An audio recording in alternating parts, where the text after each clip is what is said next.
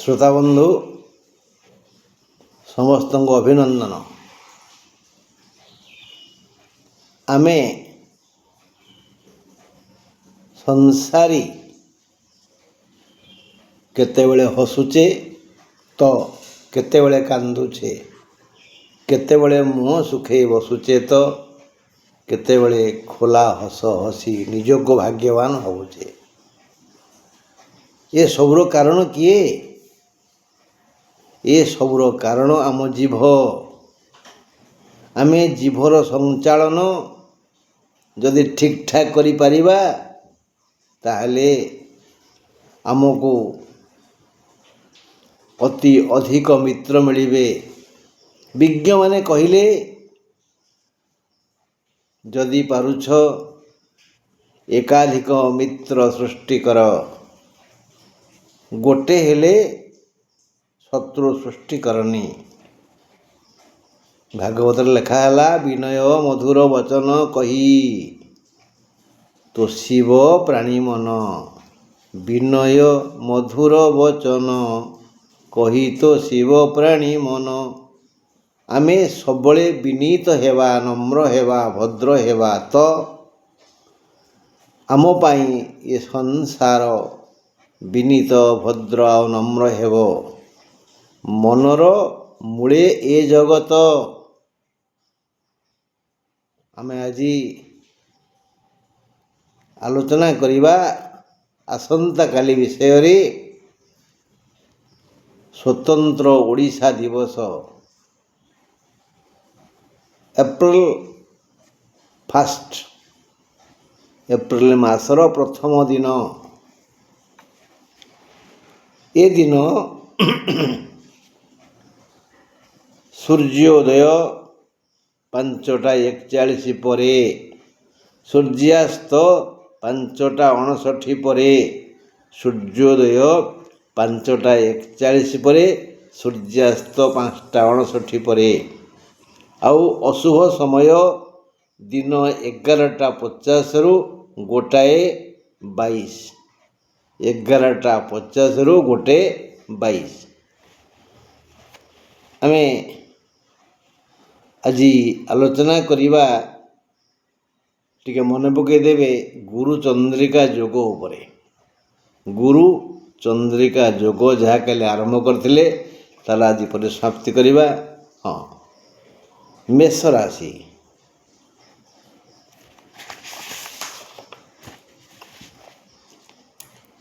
ପହିଲା ବୁଧବାର ମେଷ ରାଶି ପାଇଁ ଏକ ଲାଭର ସମ୍ଭାର ନେଇ ଆସିବ।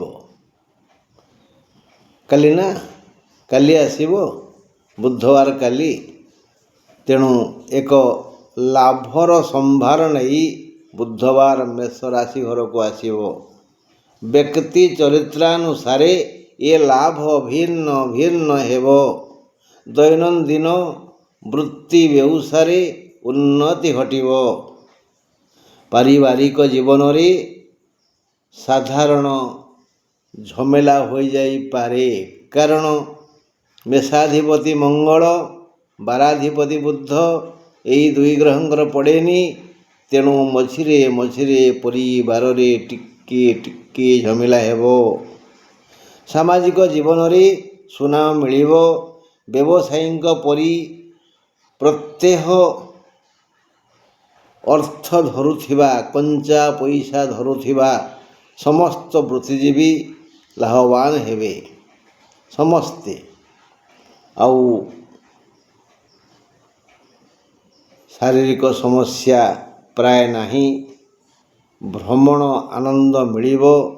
ଦିନ 4ଟା 17 ପରେ ଦ୍ୱିଜା ନକ୍ଷତ୍ରର ଅଶୁଭ ସମୟ ଆସିବ। ଯେହେତୁ ଦିନଟି ଭଲ, ତେଣୁ ଦ୍ୱିଜା ନକ୍ଷତ୍ର ବାଲାଙ୍କର ବିଶେଷ କ୍ଷତି ହେବନି। କ'ଣ ଟିକେ ସାମାନ୍ୟ କଷ୍ଟ ହେବ।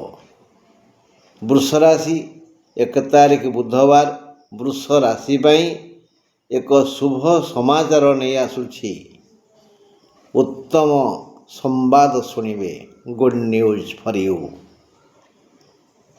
ଏମାନେ ବୃଷ ରାଶି ଲୋକେ, ଏମାନେ ସମସ୍ତେ ସୁଖରେ ଦିନ କାଟିବେ। এই ବୁଧବାର ଆର୍ଥିକ ଚିନ୍ତା ଦୁଃଖ ଦେବ। ଆର୍ଥିକ ଚିନ୍ତା ମାନେ ଯେତିକି ଅର୍ଥ ପାଖକୁ ଆସିବ ତାହା ଅଣ୍ଟିବନି। ଆର୍ଥିକ ଚିନ୍ତା ଦୁଃଖ ଦେବ। ଦିନ 4ଟା 17 ପରେ ରୋହିଣୀ ନକ୍ଷତ୍ରର ଅଶୁଭ ସମୟ ଆସିବ। 28 ତାରିଖ କୁହାଯାଇଥିବା ଗାୟତ୍ରୀ ପାଠ କରନ୍ତୁ, ମଙ୍ଗଳ ହେବ।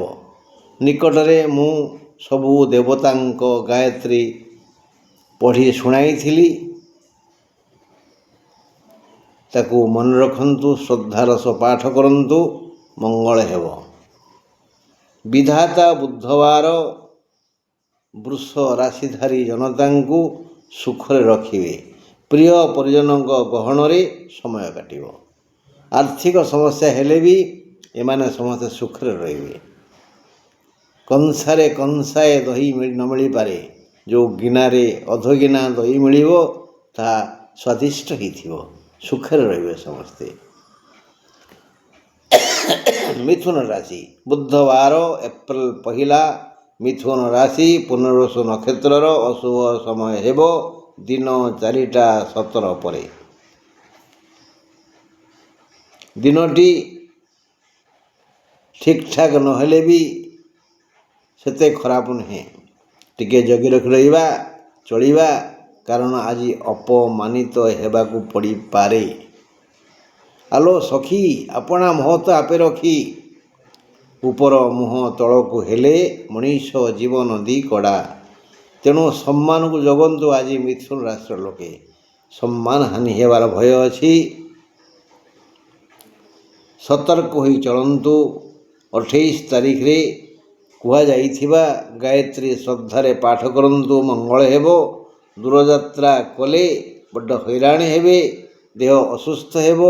ଅନ୍ୟମାନଙ୍କୁ ତୁମର ଦୋଷ ଦୂଷିବ। କେହି ତୁମର ଅତୀତର ଗୁଣଗାନ କରିବେନି। ସମସ୍ତେ ଆଙ୍ଗୁଳି ଦେଖେଇ କହିବେ ତୁଟା ବାଜେ ଲୋକ। ସାବଧାନ। କର୍କଟ ବୁଧବାର 1 ତାରିଖ କର୍କଟ ରାଶିର ଘାତବାର। ହୁସିଆର, କେଉଁଠି ବାଡ଼େଇ ପିଟି ହୋଇଯାଇପାରେ। ପୁଣି ଦିନ 4ଟା 17 ପରେ ପରେ ଅଶ୍ଳେଷା ନକ୍ଷତ୍ରର ଅଶୁଭ ସମୟ ଆସିବ। ଭାଇ ଭାଇ ଓ ଭାଇ ଭଉଣୀ ସମ୍ପର୍କରେ ଫାଟ ସୃଷ୍ଟି ହେବ। ପିତା ପୁତ୍ର ସମ୍ପର୍କରେ ଟିକେ କାଳିମା ଆସିବ। କାହିଁକି? ଚନ୍ଦ୍ର ଆଉ ବୁଧ ଏମାନେ ପିତା ପୁତ୍ର। ଚନ୍ଦ୍ର ହେଲେ ପିତା, ବୁଧ ହେଲେ ପୁତ୍ର। ତେଣୁ ଏ ସମ୍ପର୍କରେ ଟିକେ କଳୁଷ ଆସିବ। ଧନାଗମ ପାଇଁ କୌଣସି ବାଧା ବନ୍ଧନ ନାହିଁ, ମାନେ ଭଲ ଆୟ ହେବ। ଖାଲି ଚେଷ୍ଟା। ଆଉ ନ ଚେଷ୍ଟା କଲେ କ'ଣ ପ୍ୟାକେଟିକି ପଇସା ଆସିବ? ନାଇଁ, ଆସିବନି। ଦୈନନ୍ଦିନ ଜୀବନଧାରା ସୁଖ ସମୃଦ୍ଧପୂର୍ଣ୍ଣ ହେବ। ସମ୍ପୂର୍ଣ୍ଣ ନୈତିକ ଭାବନାରେ କର୍ମ କରନ୍ତୁ। ଧନଲକ୍ଷ୍ମୀଙ୍କ କରୁଣା ଅବଶ୍ୟ ପାଇବେ। କର୍ମ ଯେଉଁଟା ଯେମିତି କରିବା କଥା ସେମିତି କରନ୍ତୁ। ଯଦି ଶିକ୍ଷକ, ତାହେଲେ ପିଲାଙ୍କ ମନ ନେଇ ପାଠ ପଢ଼ାନ୍ତୁ। କଳା ପଟାକୁ ଧଳା କରନ୍ତୁ। ବେବି ୱାର୍କ ଡୁ ଫାଷ୍ଟ। ଦେଖିବେ ସବୁ ପିଲା ଭଲ ପାଇବେ। କର୍ମ ଯଦି ଠିକ୍ଠାକ୍, ଫଳ ନିଶ୍ଚୟ ଠିକ୍ଠାକ୍। ଏବେ ଆଲୋଚନା କରିବା ସିଂହ କଥା। 1 ବୁଧବାର ସିଂହ ରାଶି ପୂର୍ବ ଫାଲ୍ଗୁନୀ ନକ୍ଷତ୍ରର ଦିନ 4ଟା 17 ପରଠାରୁ ମନ୍ଦ ସମୟ ଆସିବ। ସମ୍ପର୍କୀୟଙ୍କ ସହିତ ମନାନ୍ତର ହେବ। ମତାନ୍ତର ବି ହେଇପାରେ। ପ୍ରୀତିହାନି ହେବ। ଧନାଗମରେ ବାଧା ବନ୍ଧନ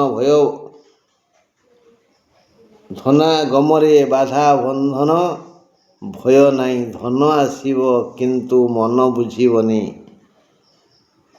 ଦୈନିକ ବୃତ୍ତି ବେଉସା ପୂର୍ବପରି ଚାଲିବ। ମନ ଅଧୀର ବ୍ୟାକୁଳ ହେବ। ଏଥିପାଇଁ କର୍ମ କ୍ଷେତ୍ରରେ ବିଭ୍ରାଟ ହେବ।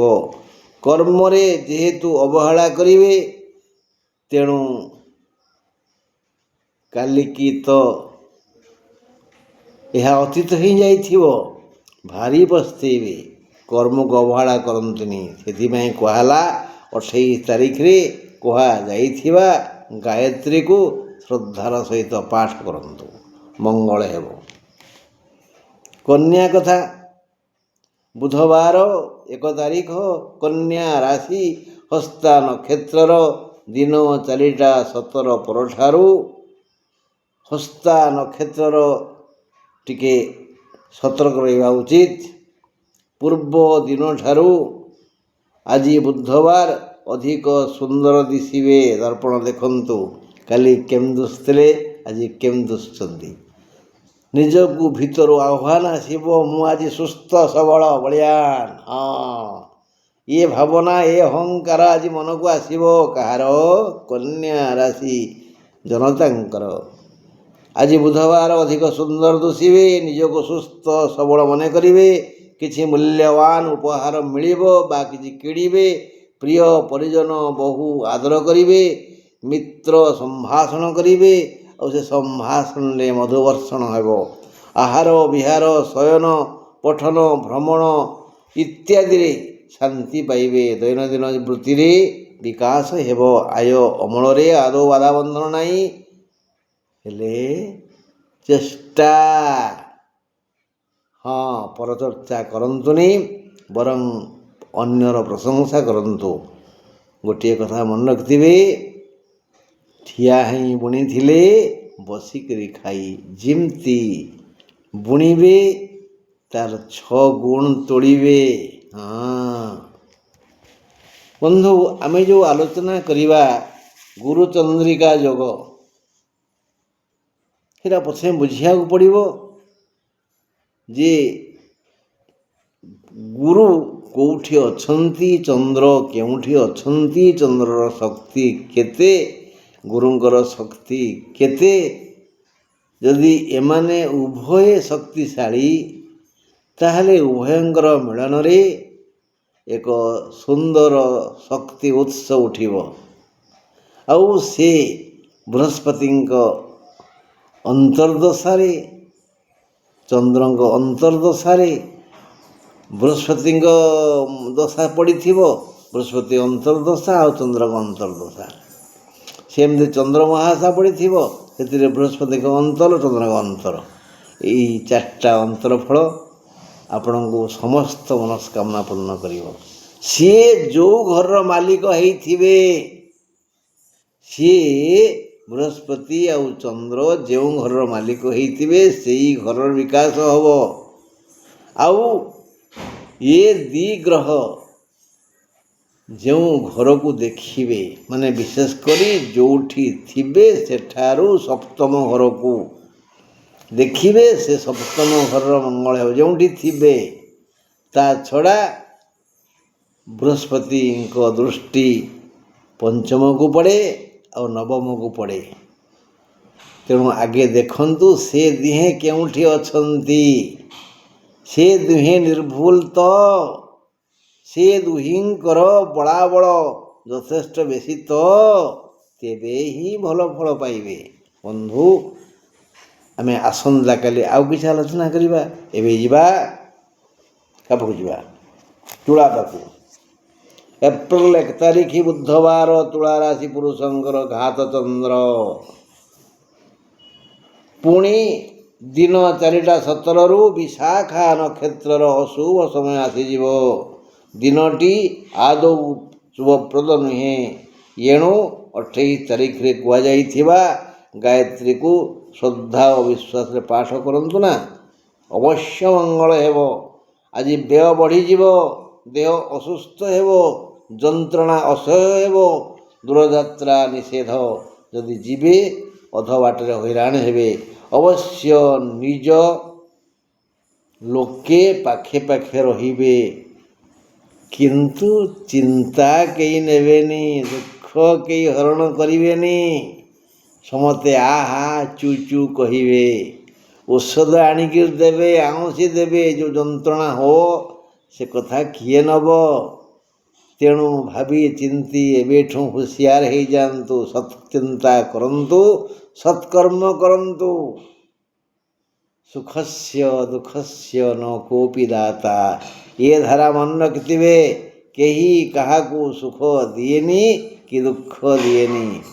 ଆମେ କିନ୍ତୁ ବାୟା ହେଉଛେ, ସେ ମୋତେ ଏମିତି ଏମିତି କହିଲା। ନାଇଁ, ଆମେ ଯେମିତି କର୍ମ କରୁଛେ, ଯେତେବେଳେ ଆମର ଭଲ ଟାଇମ୍ ପଡ଼ିଥିଲା, ଯେଉଁମାନେ ଆମଠୁ ଦୁର୍ବଳ ଆମେ ତାଙ୍କୁ କଟୁ କଥା କହିଥିଲେ, ଏବେ ଆମର ଖରାପ ଟାଇମ୍ ପଡ଼ିଲା, ବିଧାତା ଆମକୁ ଦଣ୍ଡ ଦେବନି, ଛାଡ଼ିଦେବ?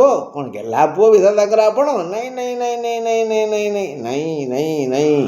ବିଛା ରାଶି ଏପ୍ରିଲ 1 ବୁଧବାର, ବିଛା ରାଶି, ଜ୍ୟେଷ୍ଠା ନକ୍ଷତ୍ରର ଦିନ 4ଟା 17 ପରେ ଅଶୁଭ ସମୟ ଆସିବ। 1 ତାରିଖ ଦିନଟି ଆୟ ଅମଳ ପାଇଁ ପ୍ରକୃଷ୍ଟ। ଯଦି କର୍ମଠ ଓ ନ୍ୟାୟ ନୀତି ନିପୁଣ ହୋଇ ସୁଚାରୁ ରୂପେ ସ୍ୱକର୍ତ୍ତବ୍ୟ କରିବେ, ତେବେ ଭାଗ୍ୟଲକ୍ଷ୍ମୀ ପ୍ରସନ୍ନ ହୋଇ ଅଜାଡ଼ି ଦେବେ। କେଉଁଠି ରଖିବି? ଏତେ ଆସିବ ଅର୍ଥ, ମନକୁ ପ୍ରଶ୍ନ ଆସିବ, କେଉଁଠି ରଖିବି? କେଉଁ ପାସବୁକ୍ରେ ଆକୁ ଡିପୋଜିଟ୍ କରିବି? କିନ୍ତୁ ନ୍ୟାୟ ନୀତି ସମ୍ପନ୍ନ ହୋଇ କର୍ମ ପ୍ରତି ଆଗ୍ରହ ପ୍ରକାଶ କରି କର୍ତ୍ତବ୍ୟ କରିଚାଲିଲେ ଏହା ହିଁ ହେବ। ବୁଧବାର ଏପରି ଏକ ଦିନ, ଅଳସ ବି କିଛି ଧନ ପାଇବ। ଏଇ 1 ତାରିଖ ବୁଧବାର, ବିଛା ରାଶିଙ୍କ ଭିତରୁ ଯେଉଁମାନେ ଅଳସୁଆ, ଠିକ୍ ମୋ ଭଳି, ସେମାନେ ମଧ୍ୟ କିଛି ରୋଜଗାର କରିବେ।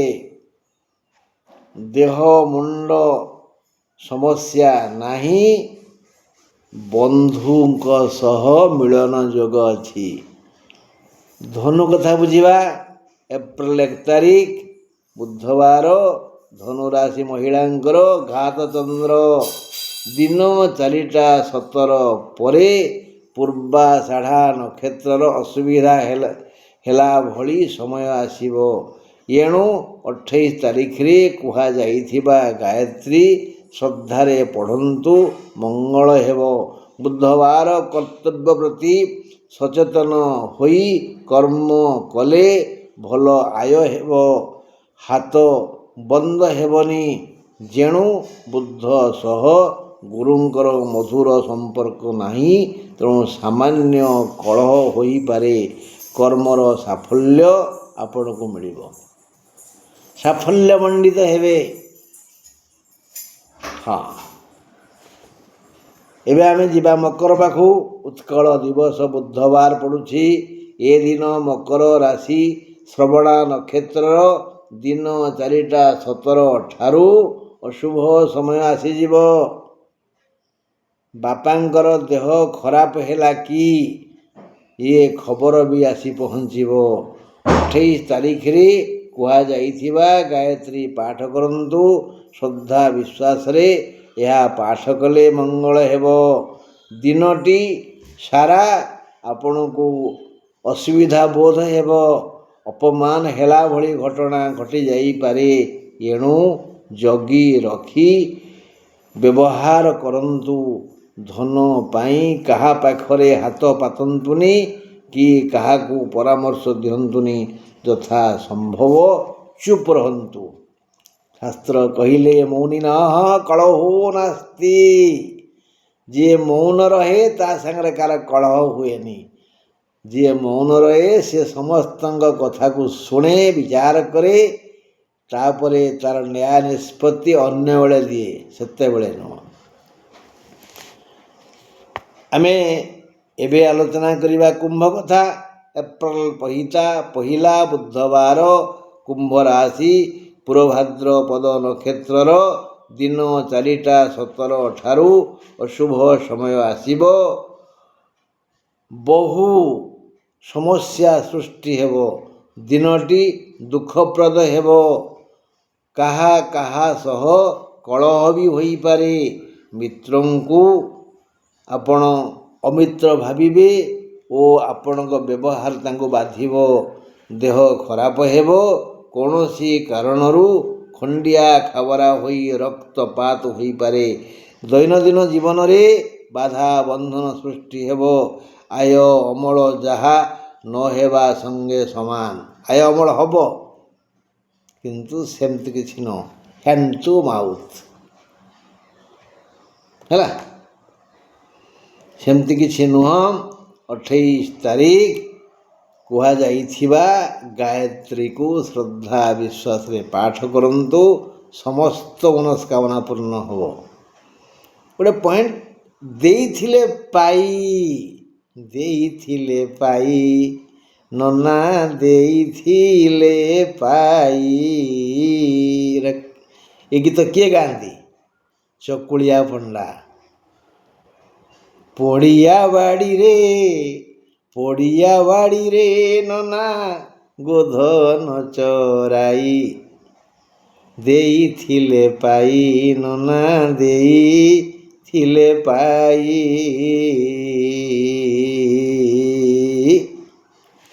ମୀନ ରାଶି,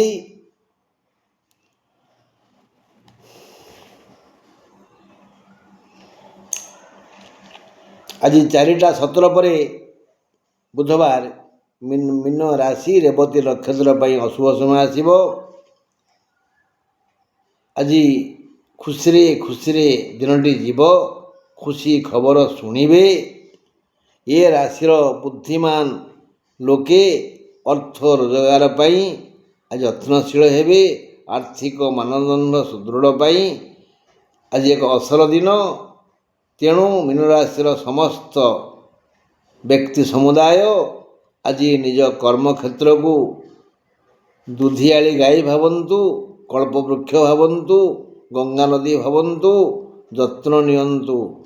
ନିଜେ ଯତ୍ନର ସହ କର୍ମକ୍ଷେତ୍ରରେ ଖଟନ୍ତୁ ଏବଂ ସହକାରୀମାନଙ୍କୁ ପୂର୍ଣ୍ଣ ବିଶ୍ୱାସ କରନ୍ତୁ। ଆଜି ମଙ୍ଗଳ ହେବ, ଭଲ ଅମଳ ହେବ। ତେଣୁ ଆଜିର ବୃତ୍ତି ବ୍ୟବସାୟରେ ବିଶେଷ ବିକାଶ ହେବ। ନିଜ କର୍ମକ୍ଷେତ୍ର ପ୍ରତି ନିଷ୍ଠା ରଖିଲେ ସେ କାମଧେନୁ ପରି ସମସ୍ତ କାମନା ପୂରଣ କରିପାରିବ।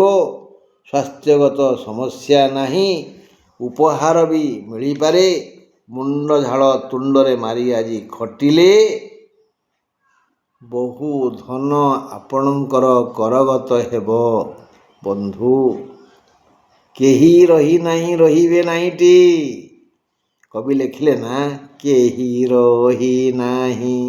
ରହିବେ ନାହିଁଟି ଭବରଙ୍ଗ ଭୂମି ତଳେ।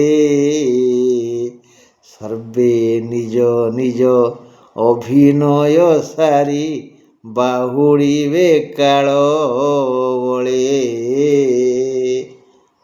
ନମସ୍କାର। ପୁଣି ଆସନ୍ତାକାଲି ସେଇ କାଳ ଯଦି ଚାହିଁବ, କାଳପା ବଳିଆନ ଦୈବ ଦୌଡ଼ି ମଣିଷ ଗାଇ, ଜେଣିକି ଓଟାରେ ଟେଣିକି ଯାଇ। ତେଣୁ ସେ ଈଶ୍ୱର ଚାହିଁଲେ ପୁଣି ଆପଣ ଆଉ ମୁଁ ଆମେ ସମସ୍ତେ ହସାଇବା ଇତର ଜନେ। ନା କ'ଣ କହୁଛନ୍ତି?